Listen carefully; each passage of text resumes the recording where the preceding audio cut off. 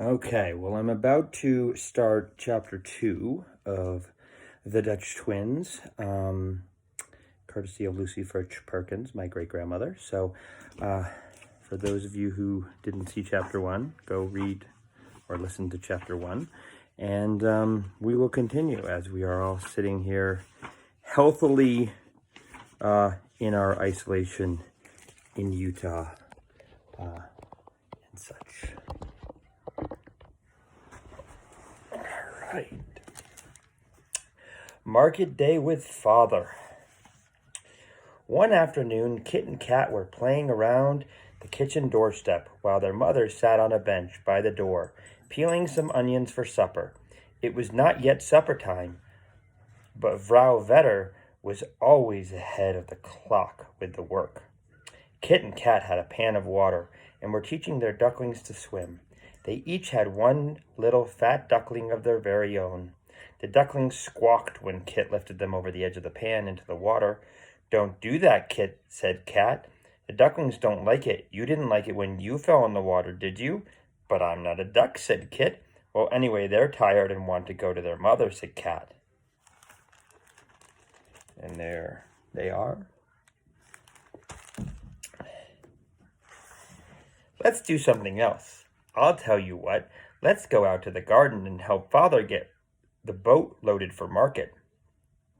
"All right," said Kit.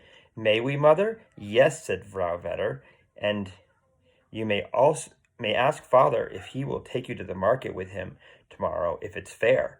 Tell him I said you could ask." "Oh, goody, goody," said Kit and Kat, both at once, and they ran as fast as their wooden shoes would take them out into the garden. They found their father cutting cabbages and gathering them into piles. He was stopping to light his pipe when they reached him. "Oh, Father," said Kit and Kat both together, "may we go on the boat to market with you tomorrow morning? Mother said we might ask." Father Vedder blew 2 puffs from his pipe without answering. "We'll help you load the boat," said Kit. Here is their father and the cabbages. "Yes," said Kat, "I can carry a cabbage." "I can carry 2, said Kit. "We'll both be good," said Kat. "Very well," said Father at last. "I'll see how you work, and tomorrow morning, if it's fair, I'll see. But you must go to bed early tonight, because you'll have to get up early in the morning if you go with me. Now you each take a cabbage and run along." Father Vedder went back to his work. Kit and Kat ran to the cabbage pile. Kat took 1, and Kit took 2, just to show that he could. "When Father says I'll see, he always means yes," Kat said to Kit. "Perhaps it seems queer to you that they should go to a market in a boat, but it didn't seem queer at all to the twins. You see, in Holland there are a great many canals. They cross the fields like roadways of water, and this is what they really are. Little canals open into big ones, and big ones go clear to the sea. It is very easy for farmers to load their vegetables for market right on a boat. They can pull the boat out into the big canal, and then away they go to sell their produce in the town. The canals flow through the towns too, and make water streets, where boats go up and down as carriages go here." Here you have them with their cabbages. The twins and their father worked like beavers, washing the vegetables and packing them in baskets, until their good old boat was filled with cabbages and onions, and beets and carrots, and all sorts of good things to eat. By the time it was nearly dark and they were all 3 very hungry, they went home. They found that Mother Vedder had made buttermilk porridge for supper. The twins loved buttermilk porridge. They each ate 3 bowls of it, and then their mother put them to bed. This is a picture of the bed. Here you have them with their boat, and here they are in their bed. It opened like a cupboard right into the kitchen, and it was like going to bed on a shelf in the pantry. The very next thing the twins knew, it was morning, and there was Vrouw Vedder calling it to them. "It's market day, and the sun is almost up. Come, Kit and Kat, if you want to go with Father," she said. The twins bounced out like 2 rubber balls. They ate some breakfast and then ran to the boat. Father was there before them. He helped them into the boat and put them both on one seat, and told them to sit still. Then he got in and took the pole and pushed off. Frau Vetter stood on the canal bank to see them pass. Be good children, mind father, and don't get lost, she called after them. Kit and Kat were very busy all the way to town, looking at the things to be seen on each side of the canal. It was so early in the morning that the grass was all shiny with dew. Black and white cows were eating the rich green grass, and a few laborers were already in the fields. They passed little groups of farm buildings, their red-tiled roofs shining in the morning sun, and the windmills threw long, long shadows across the fields. The blue blossoms of the flax nodded to them on the canal bank, and once they saw a fork fly over a mossy green roof to her nest on the chimney with a frog in her mouth. Here you have the boat.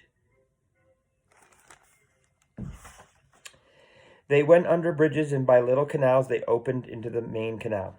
They passed so close to some of the houses that Kit and Kat could see the white curtains blowing in the windows and the pots of red geranium standing on the sill. In one house, the family waved their hands to Kit and Kat from the breakfast table, and a little farther on they passed a woman who was washing clothes in the canal. Other boats filled with vegetables and flowers of all colors passed them, and they were going to market too, only no other boat had twins in it. Good day, neighbor Vetter, one man called out. Are you taking a pair of fat pigs to market? By and by they came to town. There were a great many boats in the canal here, and people calling back and forth to each other from them. Kit and Kat saw a boat that the captain's family lived in. It was like a floating house. The twins thought it must be grand to live on a boat like that, just going about from town to town, seeing new sights every day. We should never have to go to school at all, said Kit. They wished their own boat were big enough to move about in. There's the big boat. But Father told them they must sit very, very still all the time. There were houses on each side of the canal in the town, and people were clattering along over the pavement in their wooden shoes. The marketplace was an open square in the middle of the town. It had little booths and stalls all about it.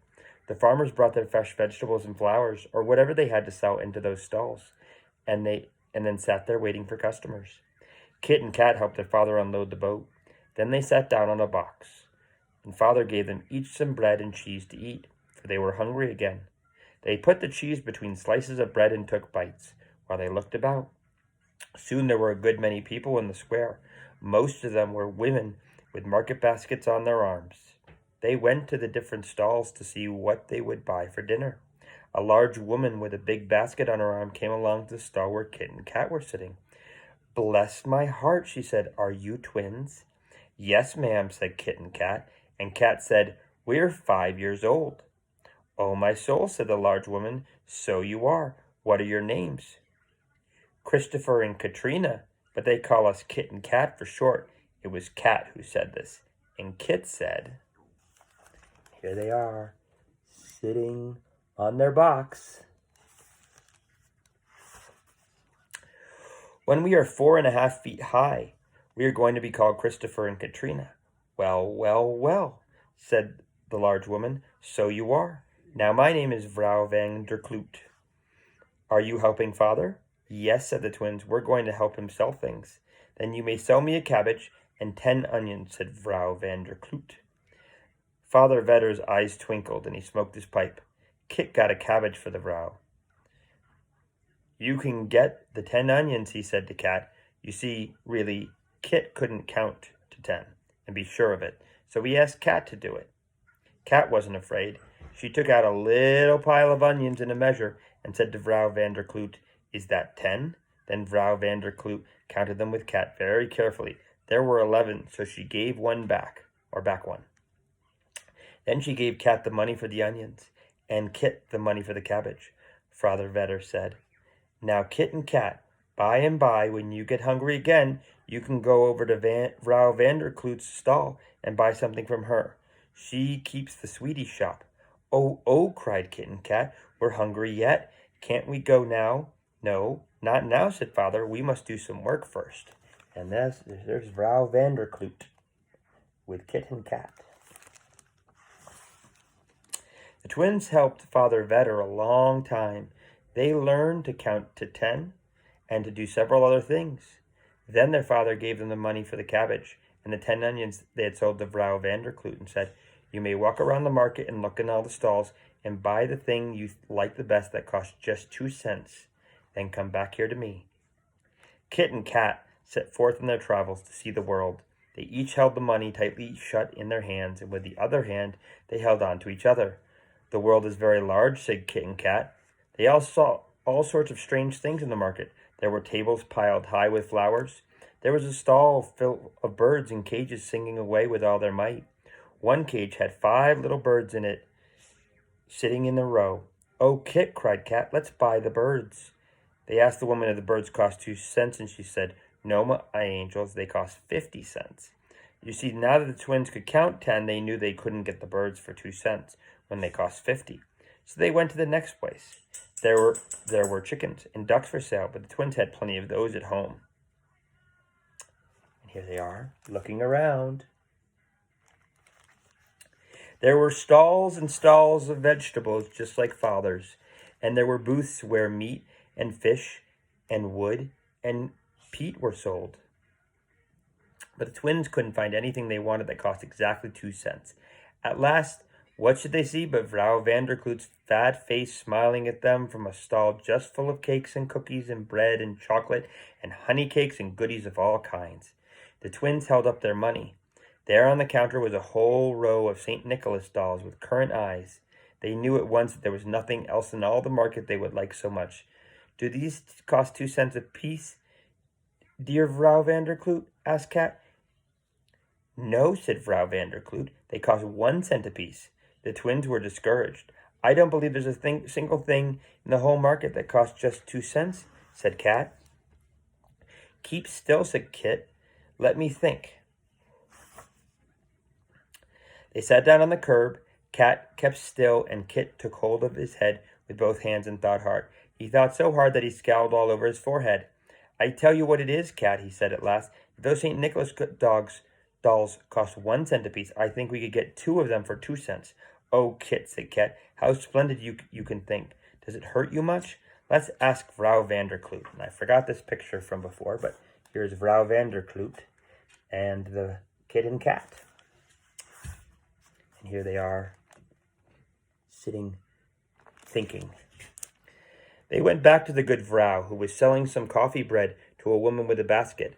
"Oh, Vrouw Vanderkloot," said Kat, "Kit says that if those St. Nicholas dolls cost 1 cent apiece, he thinks he could get 2 for 2 cents. Do you think so?" "Of course you can," said Vrouw Vanderkloot. And she winked at the lady with the bread. "But you've got 2 cents, and I've got 2, said Kit to Kat, or Cat to Kit. "If you should get 2 St. Nicholas dolls, why, I should have my 2 cents left, shouldn't I? Oh dear, it won't come out right anyway." "Let me think some more," said Kit. And when he had thought some more, he said, "I'll tell you what, let's. You get 2 with your 2 cents, and I'll get 2 with mine, and I'll give my other 1 to Mother, and you can give your other 1 to Father." "That's just what we'll do," said Kat. They went back to Vrouw Vanderkloot. "We'll take 4 dolls, said Kat. "Well, well, well," said the Vrouw. "So you figured it all out, have you?" And she counted out the dolls, 1 for Kit, and 1 for Kat, and 1 for Father, and 1 for Mother, and an extra 1 for good measure. "Oh, Kit, she's given us 1 more, said Kat. "Let's eat it right now." "Thank you, dear Vrouw Vanderkloot." So they ate up the 1 more then and there, beginning with the feet. Kit bit 1 off, and Kat bit the other, and they took turns until the St. Nicholas doll was all gone. Then they took the 4 others, said goodbye to the good Vrouw, and went back to Father's stall. They found that Father had sold all his things and was ready to go home. They carried their empty baskets back to the boat, and soon they were on their way home. The twins sat on one seat, holding tightly to their dolls, which were growing rather sticky. The boat was so light that they went home from market much more quickly than they had come, and it did not seem long before they saw their own house. There it was, with its mossy roof half hidden among the trees, and Vrouw Vedder waiting for them at the gate. Dinner was all ready, and the twins set the 4 St. Nicholas dolls in a row in the middle of the table. "There's 1 for Father, and 1 for Mother, and 1 for Kat, and 1 for me," said Kit. "Oh, Mother," said Kat. Kit can think. He thought just how many dolls He could buy one when they were for 1 cent. Isn't it fine that he can do that? You've learned a great deal at the market, said Frau Vetter. But Kit didn't say a word. He just looked proud and pleased and put his hands in his pocket. By and by, when you are 4.5 feet high and you are called Christopher, you can go with Father every time, said Frau Vetter. I can think a little bit too, said Cat. Can't I go now? No, said Frau Vetter. Girls shouldn't think much. It isn't good for them. Leave thinking to the men. You can stay home and help me. And here we have one of the twins. So next time we will continue with Mother's Day and the next installment from the Dutch Twins by Lucy Fitch Perkins. And I hope everyone is enjoying it. And we wish everyone to enjoy their isolation as we all are trying to do. It's nice and sunny here in Utah. And I'm just hoping that people get to enjoy this. Thanks. Bye.